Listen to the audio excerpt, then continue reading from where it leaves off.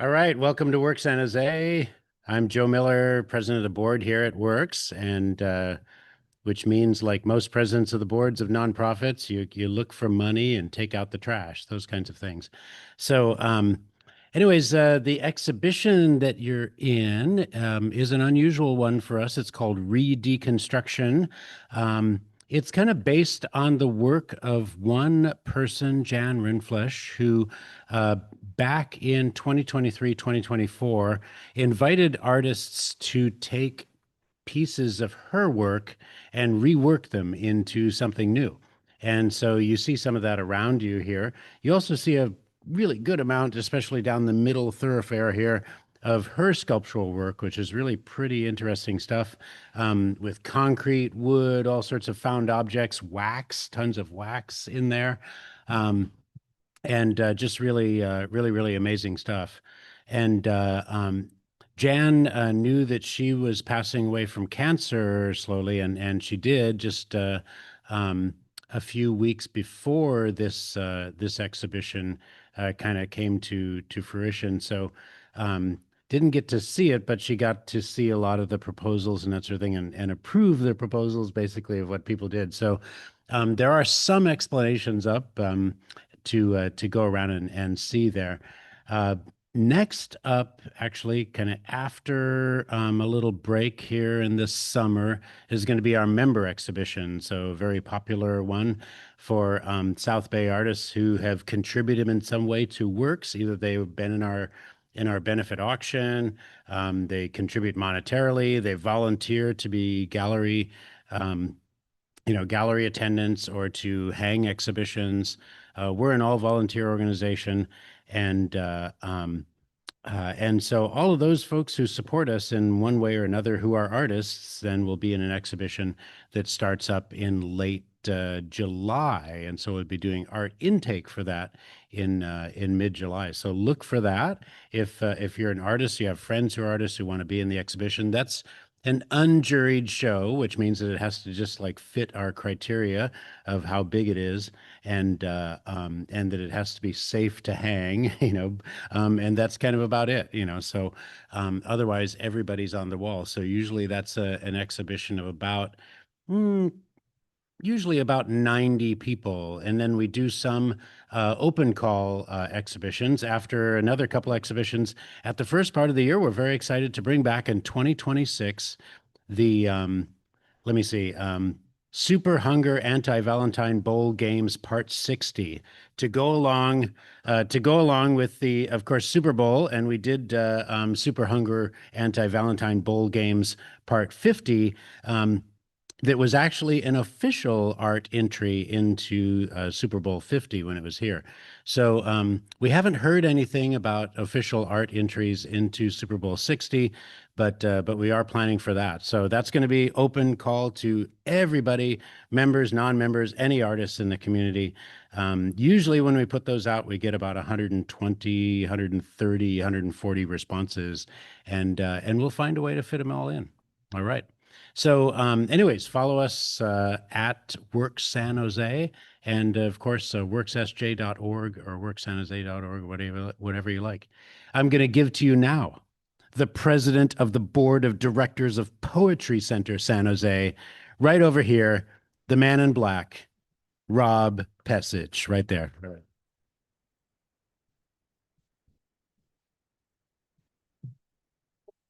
Well, I was hoping to get a haircut today, but that didn't happen.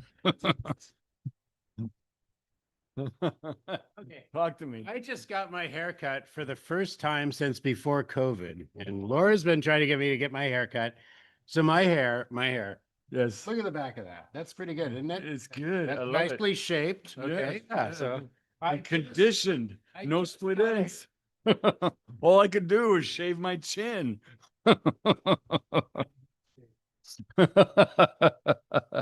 Well, Poetry Center San Jose is also a member-supported all-volunteer organization.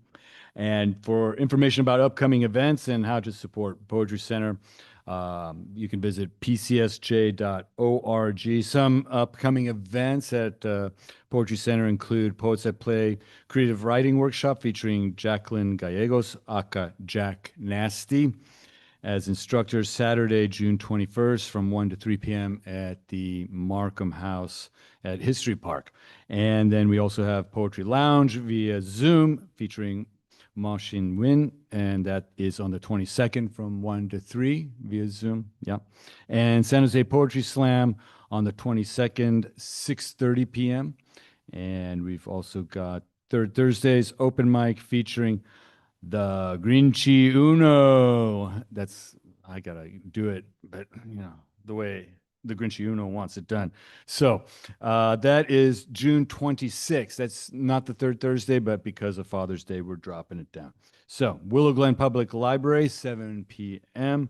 And finally, Beautiful Black Books invites you all to the Tiny Room Poetry Series featuring Rudy Francisco, Carlos Andres Gomez, Derek Sanderlin, and jazz harpist from the hood, Destiny Muhammad. And this is at SJZ Break Room, 310 South 1st Street, downtown San Jose. The 29th of June, 6:30 to 9. And that's our only ticketed event this month. So everything else is free. Check out the website if you want to get the tickets for that event. It's going to be a great show. All right. Now, before we start, I'd like to have a moment for our land acknowledgement. We acknowledge that Poetry Center San Jose and the city of San Jose exists on the unceded land of the Muwekma Ohlone.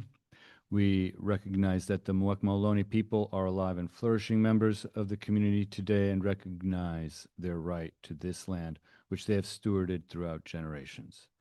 We acknowledge that members of the San Jose community and residents of California, the U.S., continue to benefit from the use and occupation of indigenous land, and that this land has come under the control of various entities through violence and dishonesty, and we recognize the history and legacy of colonialism that continue to negatively impact indigenous peoples, their traditional ways, their territories, sovereignty, languages, and well-being to this day. Now for a moment of silence.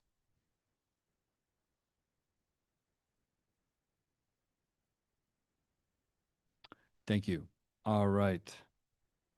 Now we will start the program with an open mic. And first on the mic, well, before we start, folks in Zoomlandia, is that, I don't know where to point. There it is. Okay. I'm triangulating here. If you want to join, just drop your name into the chat room and I will get you on the list. All right. That said, please warm welcome for Tonya McQuaid.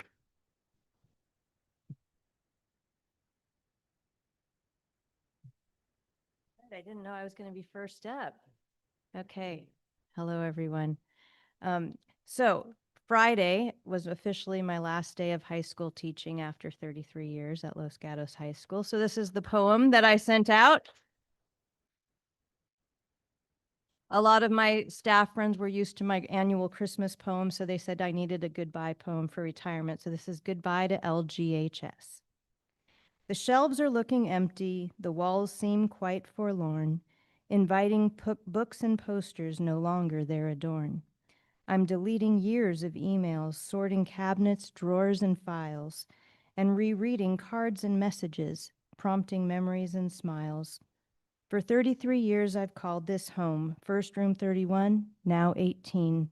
So much history I've experienced, so many changes I have seen. Most of those who came before me now no longer walk these halls. I've said goodbye to many mentors who earlier heard retirement's calls. But I've also welcomed many into LG's family fold, some as colleagues and collaborators, others as friends I dearly hold. More than 4,000 students I've nurtured, taught, and led, building skills and understanding with great books and poetry fed. Many others through the Interact Club and the Wildcat Review, with compassion and creativity I've worked hard to imbue. Lots of failures and successes I have seen along the way, many goals I have pursued, while from others I did stray. Through it all, though, I've been certain that I chose the best career. I look back with satisfaction on lives I've touched, both far and near. Now I'm looking toward the future with plans to travel and to write, spend more time with friends and family, and new passions to ignite. So I pass the torch to all of you. May you keep up this great quest to teach future generations, and I wish you all the best.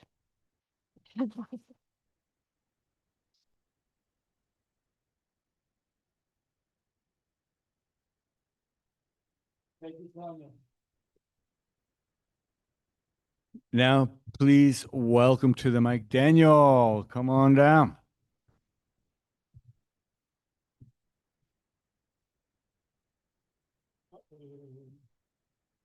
Okay.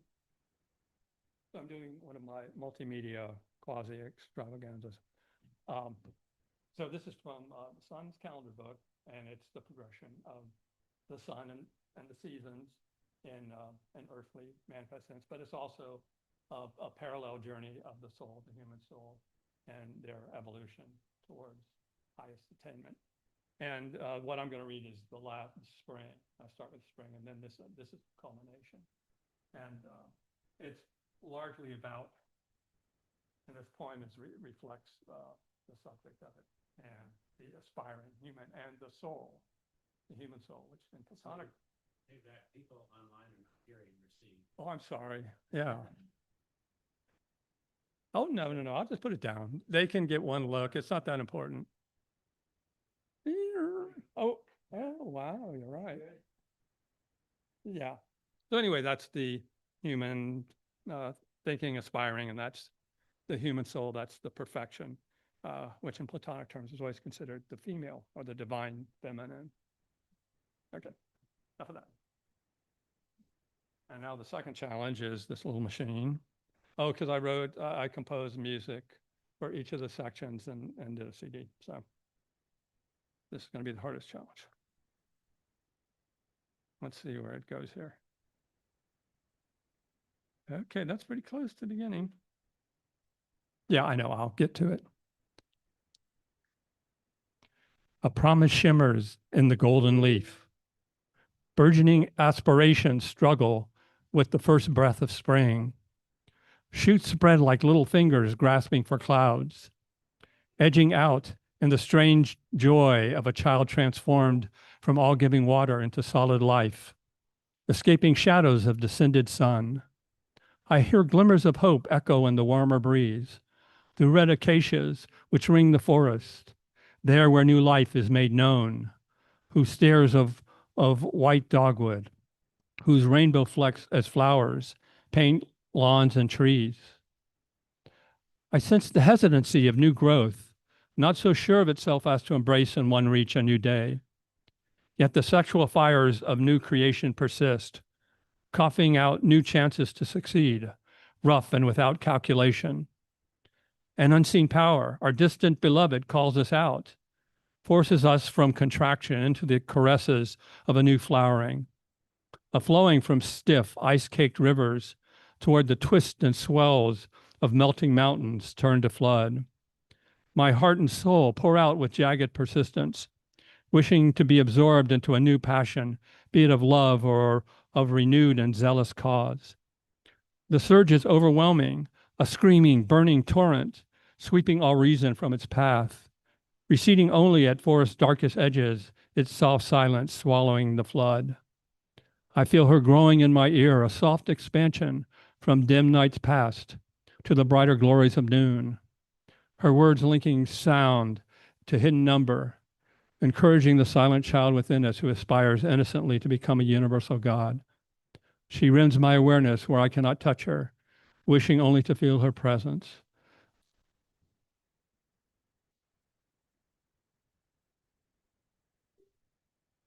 She strokes me reassuringly through the waving grass and anxious buds on stem. She declares her love in every staff and branch beneath the white flight of doves. She feeds me from her fountain of flame, springing from her womb like a warming sun, in words that reverberate and never die, saying, clear the mist of months from your eyes. There is within you a hope and a truth that never changes, which may feed and fill you until the day you die. If you will but step from the shadows into the light, behold the light of perfect abundance, whose promise was declared before the first break of dawn. Don't you see it clearly, as plainly as a child? Our night is done. Do not cling to it. Its thickness is pain. A new day arises from the midnight grave, ready to burst into flowers and renewing song. Just feel its presence within you. As your spine is made into a sentient tree of flame, bulging as vast creation under your skin, stamped with all the glyphs of perpetuity, the ageless symbols of becoming. Just speak the single secret which as infinite seed consecrates the surrounding spring. Drink in the water of the world. Drink in the water of the world.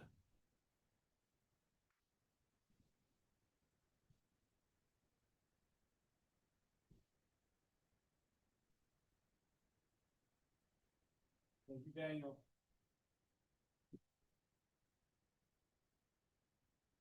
Let's see. Anybody else in the house who wants to join the open mic? That's come in new. Okay. Then to conclude the open mic, please welcome Janine.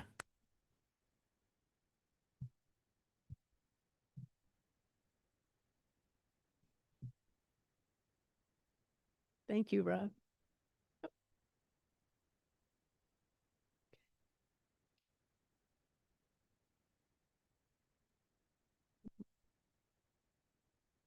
My phone's doing weird stuff. Okay.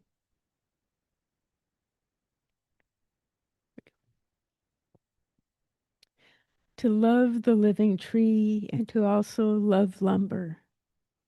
Out at the boundary of our backyard stands the tree of my dreams. Its bark, smooth as skin with occasional scars and scabs, just like mine. I grasp the lowest limb, pull myself up, climb from branch to branch, keep close to the trunk as it tapers towards the top. I move ever higher, cling to that center branch, feel the breeze, smell impending rain. My heart pressed to the heart of the tree, our hearts beat in sync with its sway. Wood becomes my medium. Its pulp, the paper upon which I refine the design, while keeping wood's strengths and beauty in mind, from forest to lumber to construction to comply with my plans. The ridge beam, a backbone with rafters for ribs, tongue and groove Douglas fir for the roof, exposed from below, grain visible through the stain, a cathedral for the worship of trees. Wood, the medium which connects me to the spiritual world.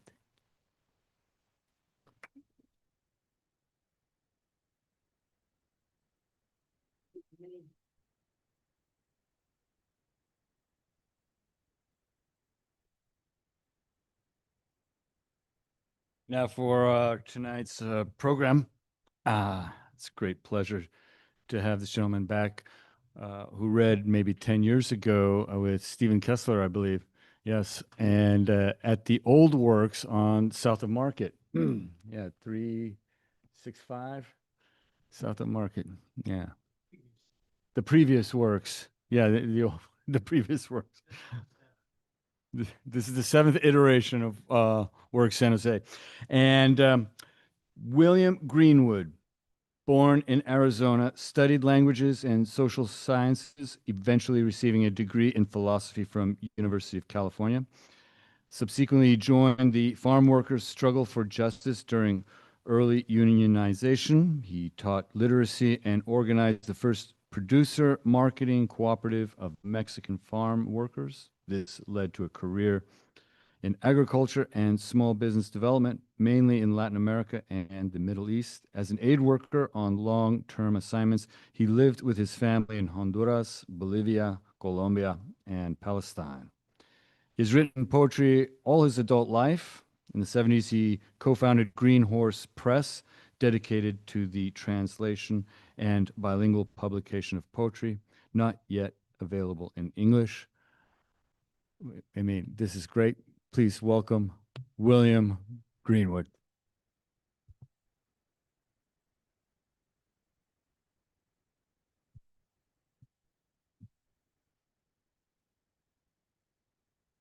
Thank you very much, Rob.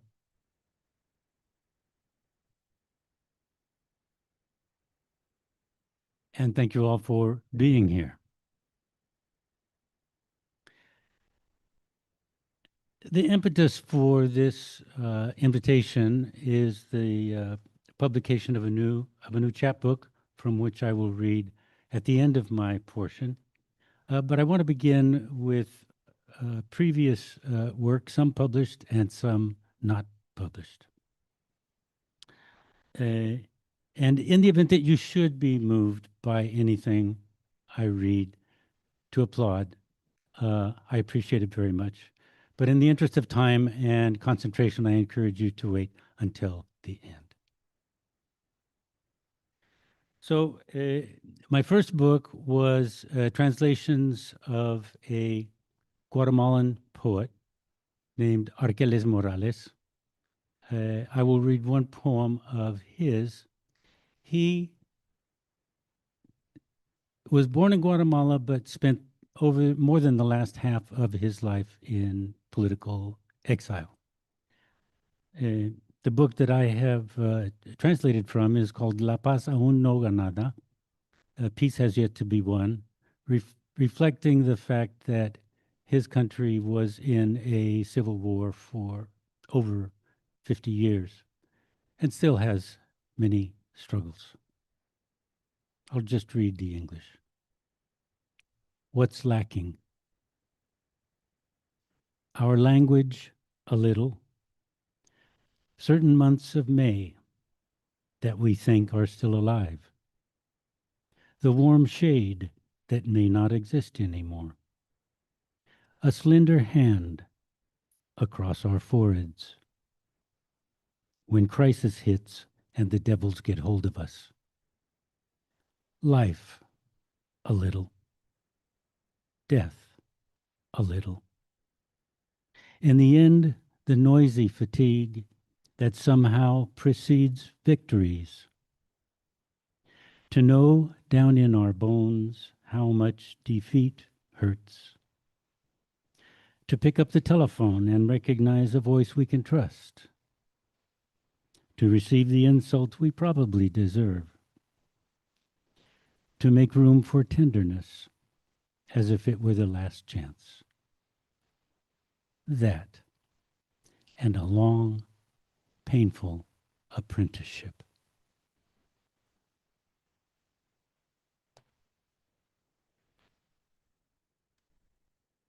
The next poem is from a series I've been working on about the U.S. Constitution. This one is about the Second Amendment. It's a poem in 4 parts, so it's a little long. Actually, a condensed version was published in a book, Poems of Witness, published a few years ago, called The Freedom of New Beginnings, but I will give you the full version.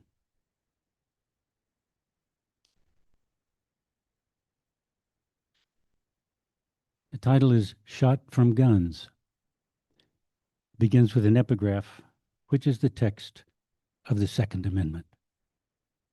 A well-regulated militia being necessary to the security of a free state. The right of the people to keep and bear arms shall not be infringed. 1. Memory.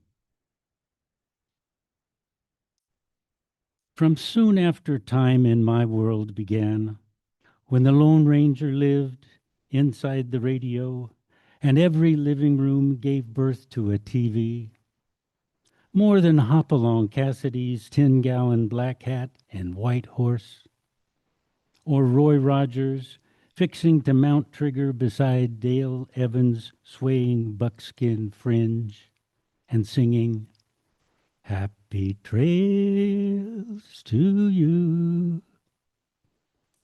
What I recall most clearly is a Quaker Oats commercial for two newfangled products, puffed rice and puffed wheat.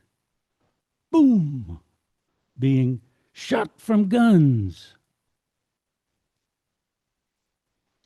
By the time my draft card fell through the mail slot to send me off to war, I had learned that Madison Avenue admin concocting a story of smiling Quakers shooting cannons to make breakfast cereal, more than fiction, was a contradiction. 2. Make-believe. A generation later, in my half of child-rearing duties, reading the kids to sleep became my best job ever. They had a bookcase full of bedtime stories. A favorite was about a Quaker lad named Obadiah in colonial Boston, where, assuredly, no grains popped out of gunpowder.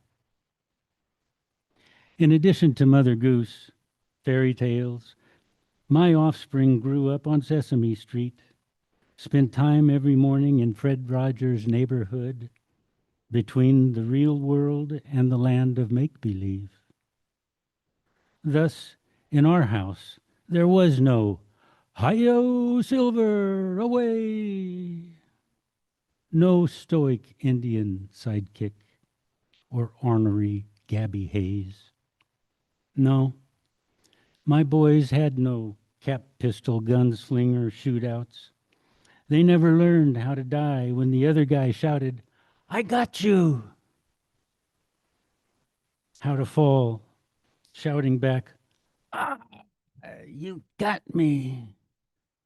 Spinning, grimacing, going around and down. But my kids' school never had an active shooter drill. At their morning drop-off, not once did I fear they would not come home. 3. Reality. Coming up on the 250th year since colonial ancestors brought forth this nation, we affirm ideals that moved them, and 7 years later led their heirs to fight a bloody civil war to preserve it. Then, look what happened to the Second Amendment. Ratified when guns were muskets, to protect the right to keep and bear arms in order to avert the need to have a standing army because a citizens' militia controlled by the government could protect the country from the soldiers of a tyrant king. Where, exactly, has this gotten us? Firearms are the leading cause of death among children. 3 of 10 adults own a gun. 2 own more than one. 1 owns 4 or more. And the sky is the limit. How could this come to be? Money into the pockets of congressional puppets? Who the hell benefits? What witness or heartless judge hallows the right to keep and bear an arsenal of automatic weapons?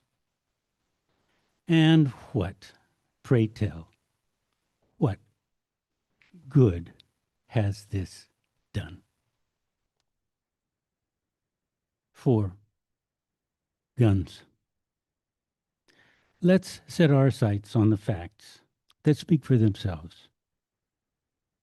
For every 100 inhabitants, this country has 120 guns. And these kill every day more than 100 people. So now that the guns outnumber the people, what can we expect?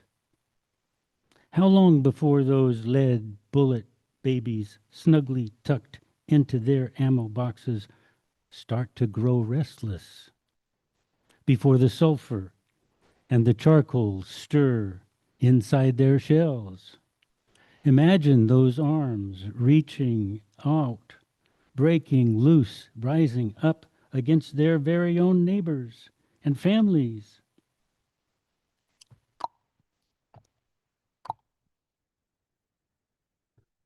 No. Instead of nightmares, let us lend a hand to common sense and decency by the people we are electing. And let us do this before all the lucky stars we want to wish on come out shooting.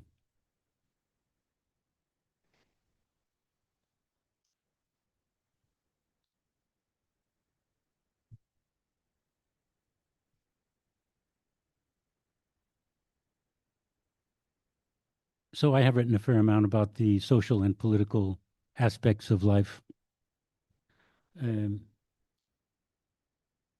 But I've actually written a lot more about nature. I'll read one from my last book of 10 years ago. It has one poem called Four Seasons. It's four seasons viewed through the trees. It was inspired by walking every day to work through the neighborhood in Bethesda, Maryland, where we lived. And it was particularly noticeable because we had come from living several years in the Middle East. You don't have neighborhoods with a lot of trees. I'll read just one of the four sections, Spring Trees. Starting at this fresh dug earth, the eye traverses evergreen boxwood and climbs a panorama shift to blue. From infinity, my focus tightens on a maple limb's visual screen. Red shoots turn inside out. Leaves arrive like birds coming for seed. Any minute, a cherry breaks into flakes of light. When into this haiku lands a cardinal. True story.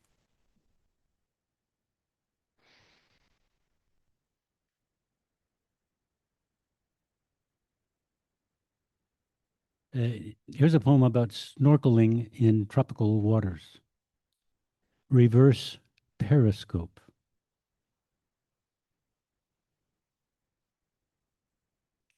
Visible light ricochets from the water. Glazing the bay, I walk through small surf into until the bottom sand drops out from under, and live glass floats this body. I navigate the liquid daylight, a lens agog, breaking the surface.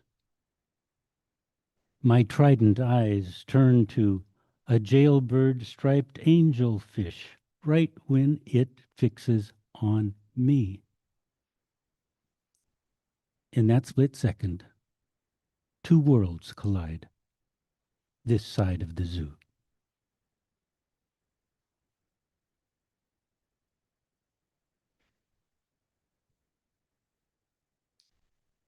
On the coast of Northern California, just above Mendocino, is a wonderful little cove called Schooner Gulch. And Schooner Gulch has this astounding quality, which is only visible at low tide. That quality is visible in the popular name for the beach called Bowling Ball Beach. Talking Rocks. From the bluff, we set out, paralleling sea cliffs. Their mottled ochre morphs to blue-gray, whale-colored. This place seems to tell its own story of what happened here. Sedimentary layer settled on layer, those sandwiched together and pressure cooked. Then they tilted vertical.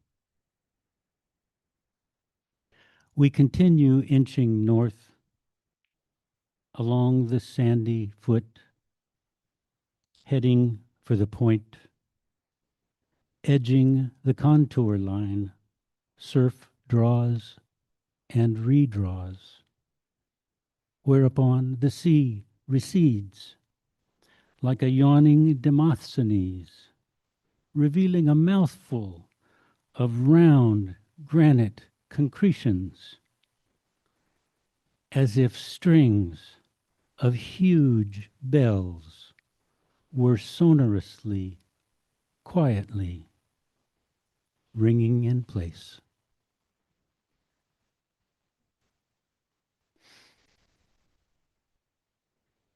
And one last one before I move on. Having been born in Arizona, but grown up here in California, I've always been quite fascinated with the Southwest. If you ever had to have a chance to raft the Colorado River, don't pass it up.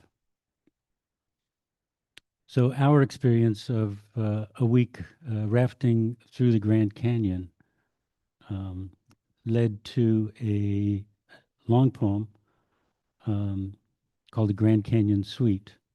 I will read the fourth section, titled Anasazi Pottery Shard. Let the river we float, and canyon floor we walk. Take us up this Anasazi trail, 1,000 years to water crops for the granary. Let your footfall step like the bighorn sheep, make their way sure-footed as a diamondback belly. Let your zigzag path cross a banded gecko, come eye to eye with its live symmetry. Then might you see, with the indigenous hands that tooled this geometry and slipped this clay from which we came.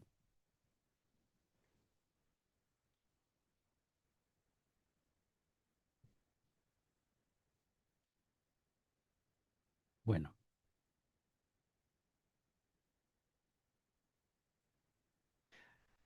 In southern Chile, just over 100 years ago, a teenager published a book of 20 love poems titled 20 Poemas de Amor y una Canción Desesperada. His name, Ricardo Eliezer Neftali Pasualto Reyes, is a prima facie case for using a pseudonym. And since that time, he has been known to the world as Pablo Neruda.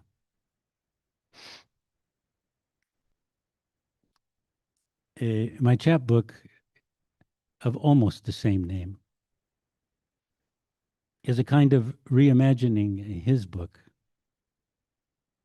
I wrote an afterword for it, which is both a tribute to Neruda and also an explanation of how this particular book of 20 love poems came about.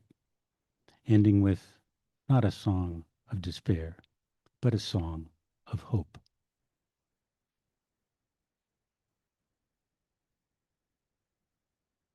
I will say that they are all dedicated to my wife.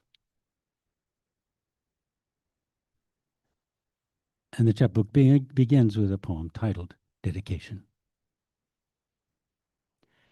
May these artesian words come buoy you, wrapped in the angel's wings that brought me straight to your heart, from mine of which now you cannot escape, like light from the universe, once set free.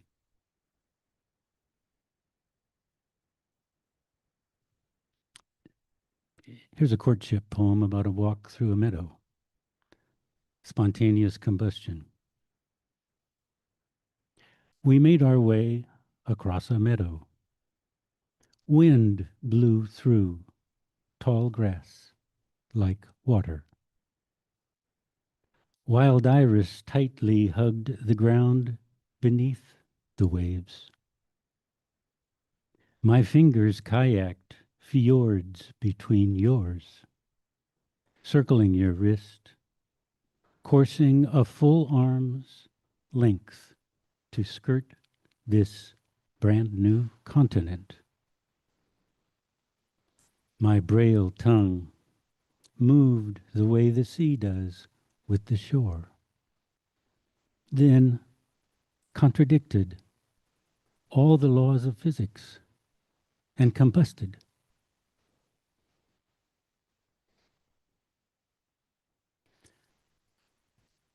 We lived on the East Coast for 10 years, and our birthdays are on successive days toward the end of winter. We like to spend it at a special place, and one of our favorites was the coast of North Carolina. Here's a poem from one of those stays. Proof at the Outer Banks. Boa tight, your contours mirror this bronze and this copper and blood orange sand. Your pulse connects the spiraled cochlea inside my inner ear to the fact of your heart. I offer this circuitous proof of our love. A pelican pulls one steady wing apart from the other and back together again.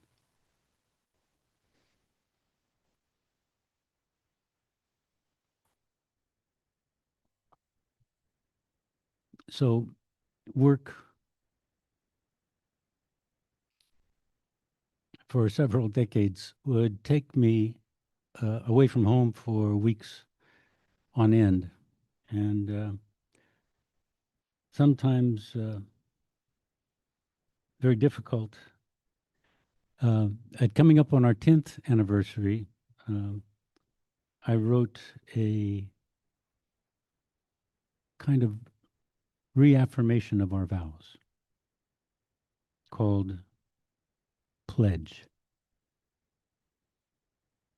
My eyes wide to read your every line, my cascading sight to deciphering your body language, my spooner hands to your offering shoulders, the arc of your arms, sweet lock, keyed to mine, my prehensile feet to wander like moccasins, the length of your legs under cover of night,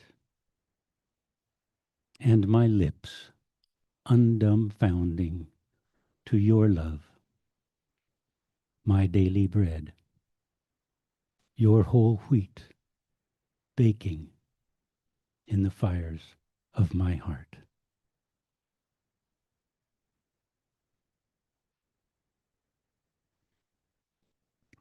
And the last poem, as previously advertised, Song of Hope. And this is one of those poems that just came of a piece one morning, standing at the sink, looking out. It was just getting light. A song of hope. Dawn comes in the kitchen window, bud break green out of the naked maple. Steam rises from the wooden fence like a blessing following the light.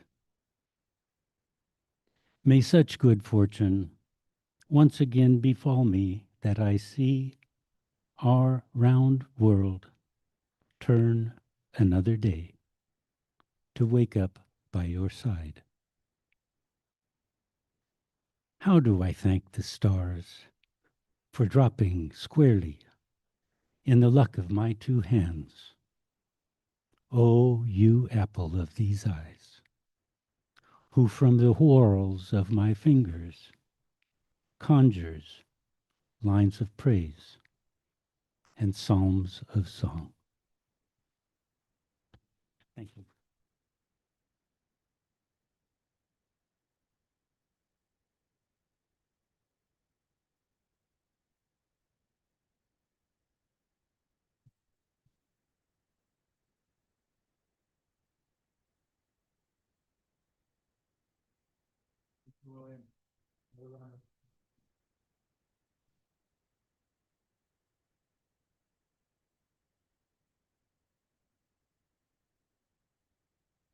Our next guest just found out some good news.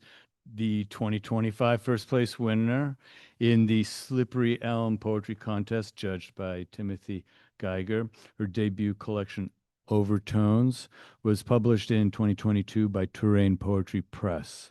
Her poetry appears in New Verse News, Catamaran Literary Reader, Caesura, Naugatuck River Review, and many other journals and anthologies, including Women in a Golden State, Gunpowder Press, 2025. She was lead editor for the anthology Afterlife, Poems and Stories of the Dead.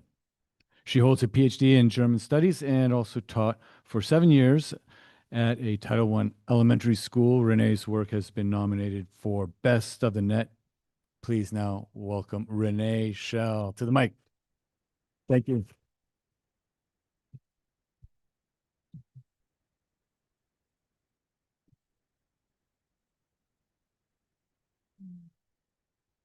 Thank you so much, Rob, for that lovely introduction and for inviting me here to read at Well Read. I want to thank everybody in the audience for being here, for choosing poetry tonight. And if you're listening in on Zoom, thank you. Here's the camera. Thank you for tuning in. A while back, Billy Collins edited an anthology of poems about birds called Bright Wings. And in the introduction, he said that we are fascinated by birds because they both fly and sing. And I agree with him. So I'll start with a few poems about birds. This first one is called Jazz Hawk. Is that an egret on the hill or something plastic flapping its white wings against the green? My heart's an old piece of fruit, the sections held together by rhythm and thin skin. One bite from the world, and what's in the center flows out. Blood breaks the body's dam. In the middle distance, a flock of, it must be starlings, rises and swells, crests and falls, as if coaxed by an unseen band leader. I need a good cry, but I'm expecting a call. 2 crows menace a hawk out of the cypress. 6 more respond to the squawking, like offbeats, riffing ink across the cloud cover. A glimpse into birdland, the hawk dipping toward me, passing the solo. I pick up my phone. wail into it as if it were a sax, my song of deficiencies, subtext, and all that is green. I feel like once you start noticing hawks, they're like everywhere, right? Just the other day, I saw one flying across Meridian, right? It's like one thing to see a hawk in the park, but then to see them on a major street, 4 lanes of traffic is pretty cool. This next poem I think of as a companion piece to the one you just heard. Okay. Driving 70 miles an hour towards San Francisco, I see a hawk fly past my windshield. And just as I am stunned by that, a hawk, some kind of hawk, right in front of me, she does a tight barrel loop, straightens out, flies on. So quick, no time for jaw to drop. So many things I can't do. And still, I pick up the bow, draw it across the strings. My father's father made this cello sing. Reverberation, maple, and spruce are what I have of him. Like a fast passage on a single upbow, the hawk, virtuosic in her realm, me driving through it. So I am learning to play the cello now, but like a lot of girls growing up, my first love was dancing. I took ballet for 9 years. And then at some point, I picked up piano. And then between piano and high school, dancing sort of fell by the way.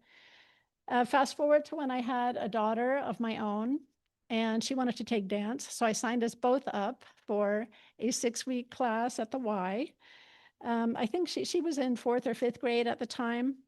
It was a fun 6 weeks, and we enjoyed it. We just left it at that, 6 weeks.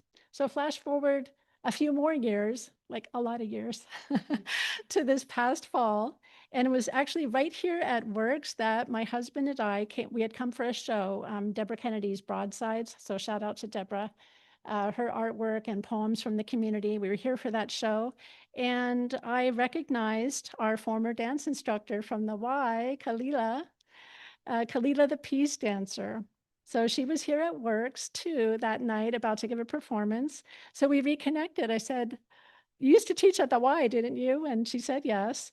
So I found out that she teaches a dance called the Dance of Peace every Saturday morning. And since last fall, then I've been dancing with her. And I believe she has a performance this Thursday at the San Jose Museum of Art. Is that right? 6 to 8?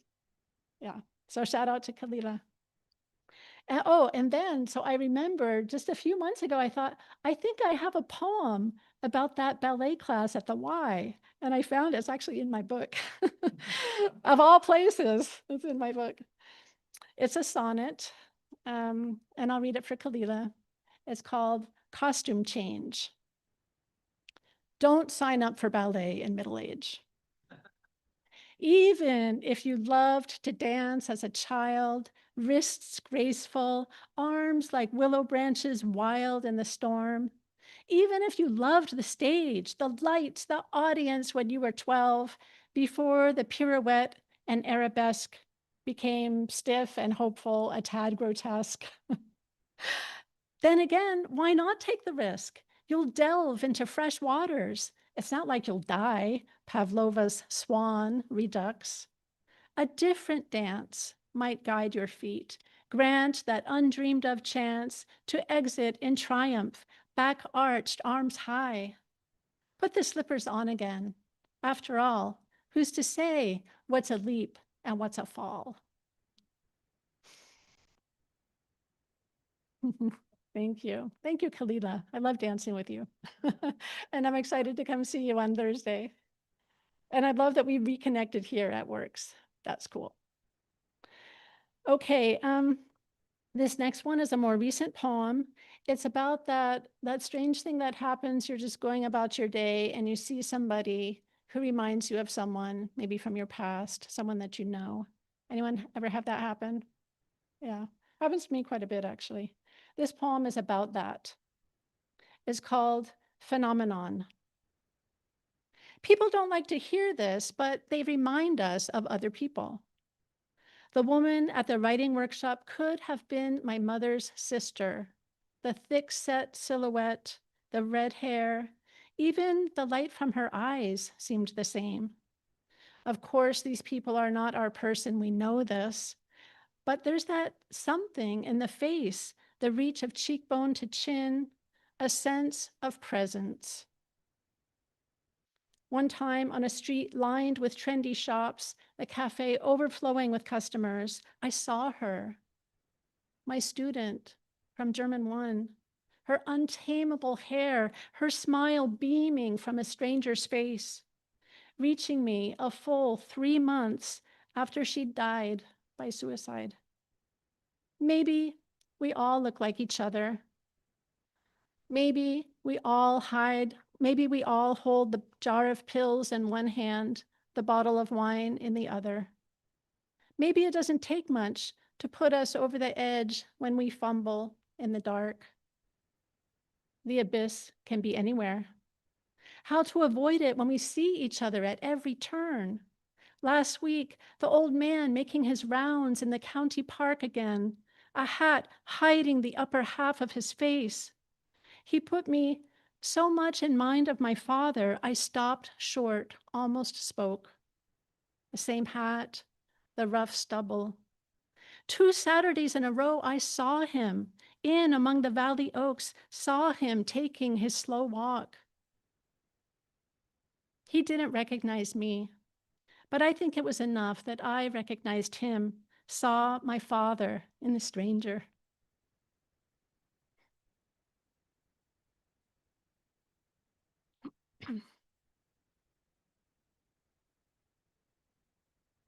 So my friends and family will tell you, I'm often taking pictures of weird shadows or twigs or spots of guano on the sidewalk and texting it to them and saying, doesn't that twig look like a stag? Or doesn't that guano look like, I don't know, a grasshopper? All of this is just to say things look like things, okay? Things remind us of other things. So here's another recent poem that had its beginnings in our neighborhood park. It was dusk, or just turning dusk, time making things almost invisible, or rather its passage making things almost invisible as I walked, but still some movement caught my eye, drew it to the chain link fence, dense with ivy and separating neighborhood from park. Along the protruding metal wires, a raccoon threaded her gingerly way across the ledge of it, the very ledge of time, as her kit dangled, caught in the safety of her mouth. Though maternal, though motherly, something about the raccoon, her pragmatic planning at that darkening hour made me think of my father, how he purchased a health plan for me, a year's worth of medical and dental to start the day I flew home after 4 years in Germany.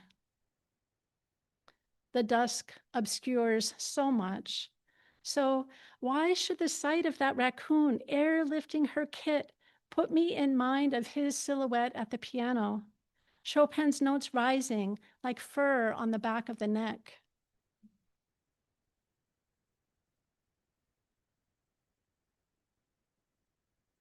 This next one is another neighborhood poem. In fact, it's in the neighborhood-themed edition of Cejura. Cejura is the wonderful literary journal put out by Poetry Center, San Jose, every year.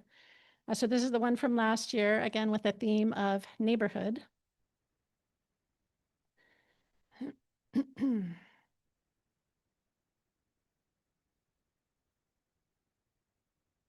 Portrait of my daughter without a cloak. For me, they have made a cloak of invisibility, shaped of middle age and sagging jaw.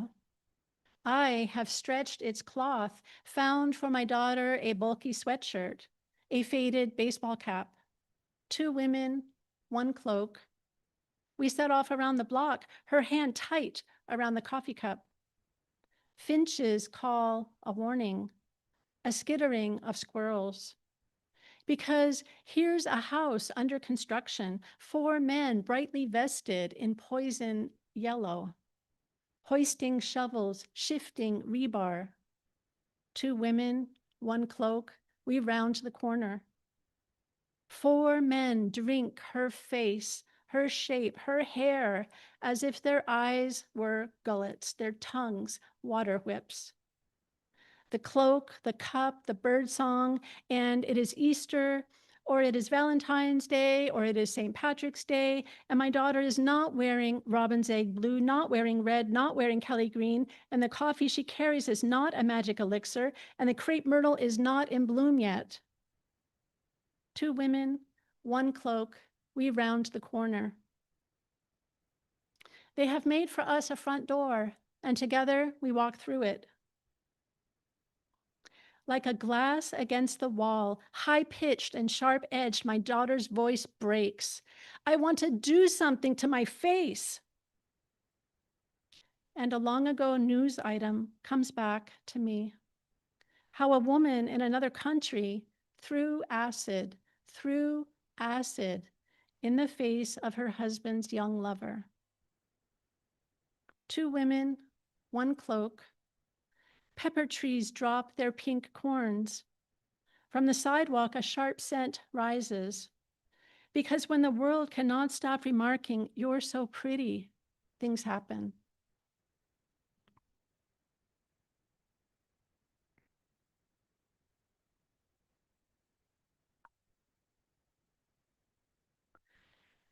So I'll just say, mental health issues are something that I pay attention to. Depression, anxiety, addiction, disordered eating, these are things that have been on my radar a long time.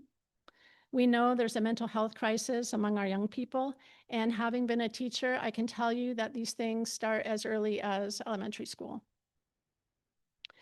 You may remember a few years ago, I think this was 2021, when the tennis star Naomi Osaka withdrew from the French Open, right? And she cited the extreme anxiety that she experienced having to do the press conferences that are associated with these big tournaments.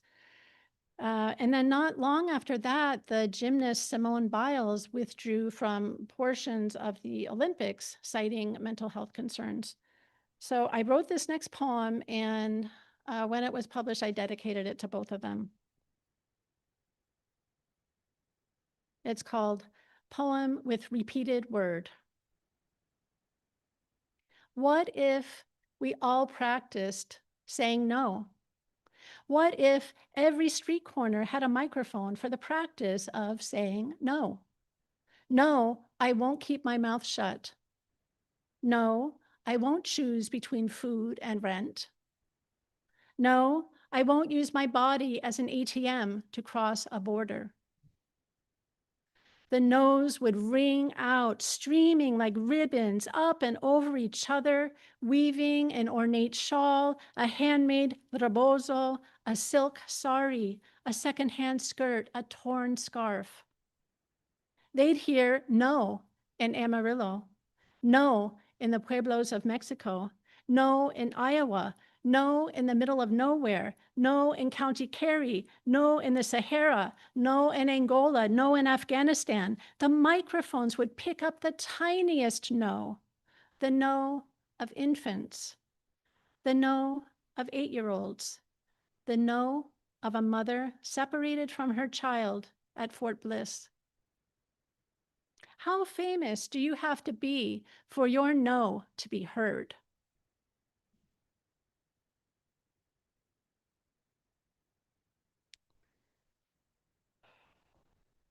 This next one is for my daughter.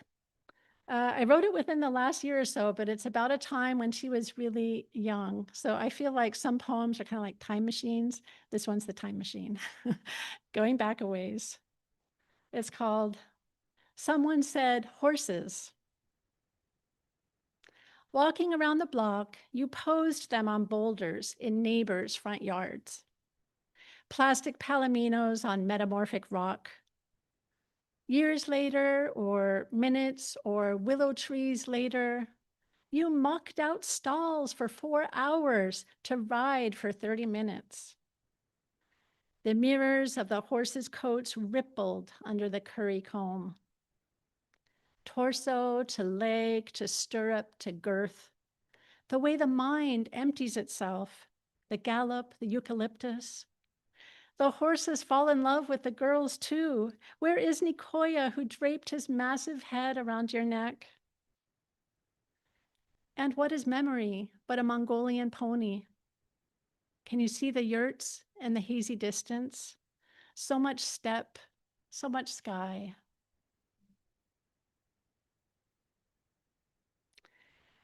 So when my daughter entered college, I also went back to school to become an elementary school teacher. So we were both in college together. Yay! So I will read a poem from my early days of teaching. This is called For My Student Who Loves Maps. Perhaps it is the bird's eye view that fascinates her, or the way one small finger can cover an entire country. How easily it reads the purple curves of Vietnam, the jagged coast where water comforts jungle. Here is where they lived, she says. Then there was a war. The rest I imagine, her parents fleeing, how they miss the green, this land too dry. At home, the rice paddies. Here, their daughter hesitates in Vietnamese. In the classroom, we add, we subtract. Her fingers help her count. Her parents count too. The years since home, the ages of their children, their blessings, the losses, the blossoms on the strange tree in the parkway.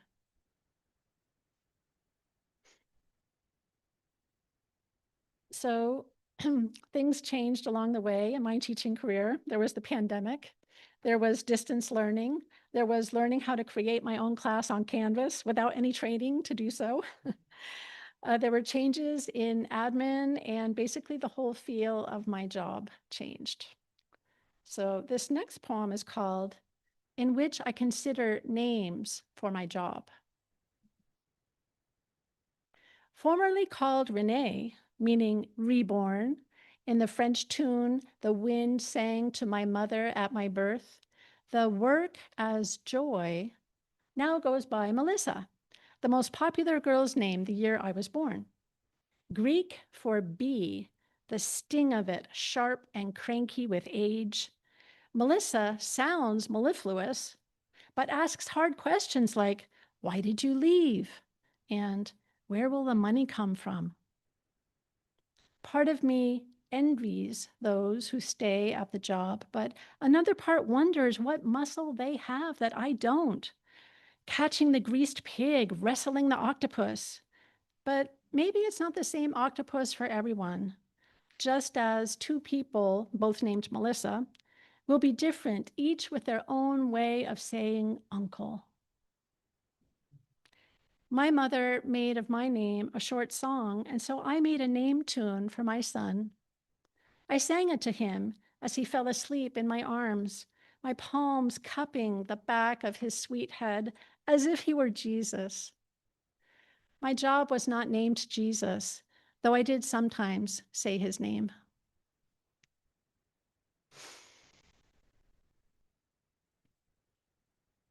So most of what I've read for you tonight is free verse, though I do enjoy writing in form. I've written a number of sonnets. I enjoy trying to write sestinas.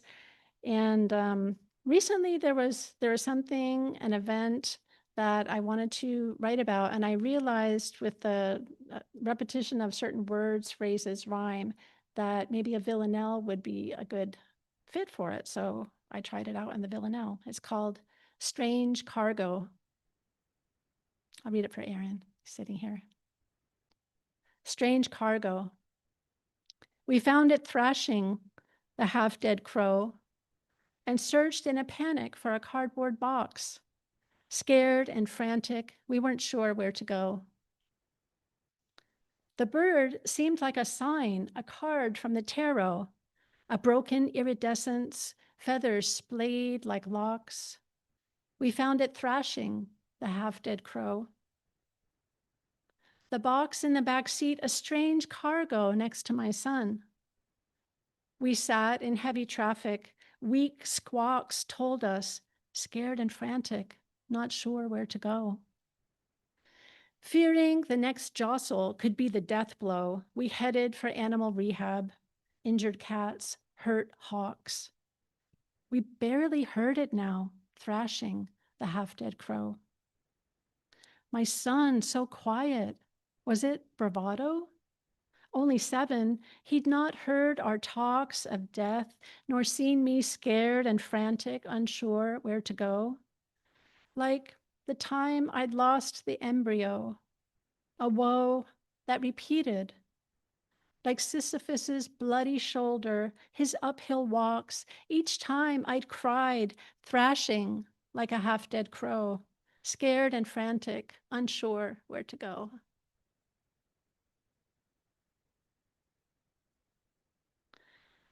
Okay, I have 2 more poems for you. This next one was inspired by Wilder Ranch State Park, which is less than an hour south of here. Highly recommended if you don't know it. Beautiful place to walk along the beach. That poem was picked up for this new anthology just out this year called Women in a Golden State. It's a really wonderful anthology put out by Gunpowder Press. All female poets, all from California. This poem is for my friend Michelle, so I'm reading it for Michelle.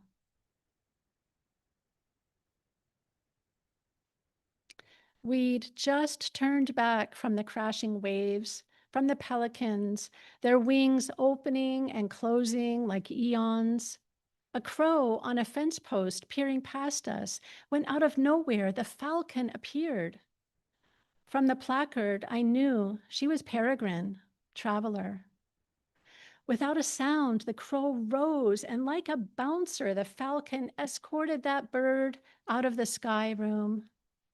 No diving, no swooping, no calling out. 3 weeks ago, a blood clot escorted my friend's husband to that other sky. It wasn't soundless, and it took longer than the falcon's task. But something made me think of his death when I saw the space between the 2 birds held constant, then split open, the crow continuing along the cliff, the falcon returning to survey the dune grass, the wild mustard.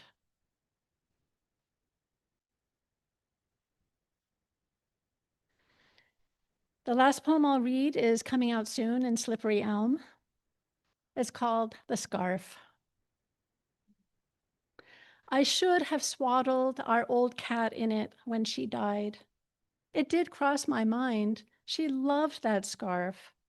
Whenever I'd worn it, then left it draped across the bed, she lay on it, curled up, ammonite tight. No one will know you didn't bury her in it, came the thought, like the needle the vet slid under the loose skin of her neck. A second needle. Maybe you don't love her enough. But that wasn't it. Just, I'd had that soft swath of blue cloth for years and couldn't bring myself to say goodbye to the scarf and the cat on the same day. Once, on the beach in Half Moon Bay, a rogue wave swept my son off his 4-year-old feet. I outran my friend, the sprinter, adrenaline propelling me across coarse sand. Somehow, I reached my son before the next wave.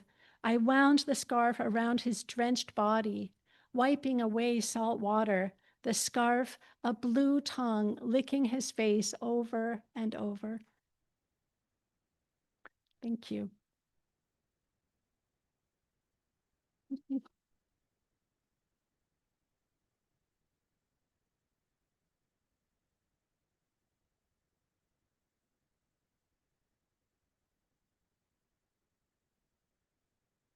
Hey, another round of applause for Renee. Yeah. Thank you, William. Thank you, Joe. Who works San Jose out in the back, and Laura over there. And thank you all for coming tonight.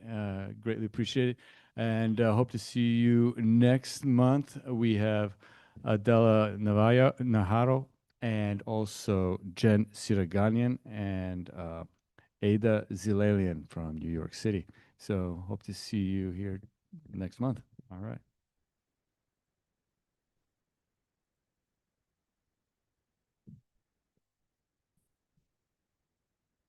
All right, thanks again for coming out. Everybody online and here, thanks for being here. There's still some foodstuffs and things to have over there. Thanks to those who threw something in the donation box over there. It helps to buy all this shit, you know.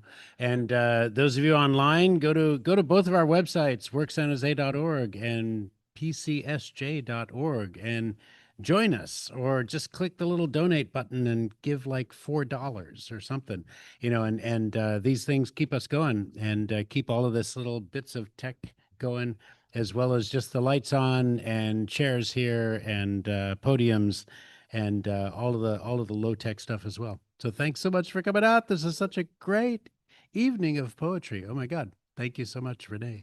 Thanks. All right.